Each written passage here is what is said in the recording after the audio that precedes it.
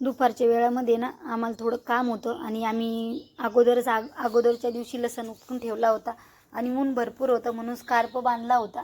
दोघी जणीनं पण बांधला, आमचा बाबू पण आमच्या सोबतच होता आणि आम्हाला लसूण जमा करून सावलीमध्ये नेऊन टाकायचा तर सुकवण्यासाठी.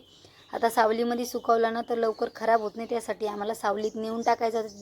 लिंबाचं झाड आहे तिथं नेऊन टाकायचा होता आणि साईडला आमचा बाबू पण आमच्या सोबतच होता टोपी घालून.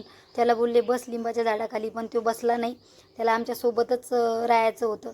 ती म्हण आहे ना आमच्याकडे, असं बोलतात, घोडं मेलं वजानं सिंगरू मेलं एर जाण्यानं, असं काही झालं.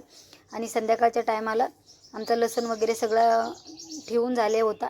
मग संध्याकाळच्या टायमाला आम्ही ना मस्त हुरडा भाजायला घेतला होता गव्हाचा. मस्त कवळ्या कवळ्या ओंब्या कापून घेतल्या आणि गहू सुकायला लागला तर म्हटलं चला आपण ओंब्या भाजून खाऊया.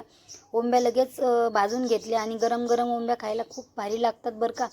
लगेच ओंब्या खाल्ल्या. ओंब्या खाऊन झाल्याच्या नंतर म्हटलं आता आहार पडलाय. लगेच मक्काचे कणसं आणले आम्ही आणि मक्काचे कणसं भाजायला टाकले. मक्काचे कणसं भाजायला लावले. तोपर्यंत आम्ही हुरडा खाल्ला. मस्त मक्काचे कणसं झाल्याच्या नंतर आणि साईडलाच आमच्या शेतामध्ये मोठं लिंबुणीचं झाड आहे. लिंब आणले आणि लिंबू आणि मीठ लावून मक्का खाल्ली. खूप भारी लागते बरं का. खूप मज्जा आली. तुम्ही पण असं शेतामध्ये करून खाल्लं आहे का?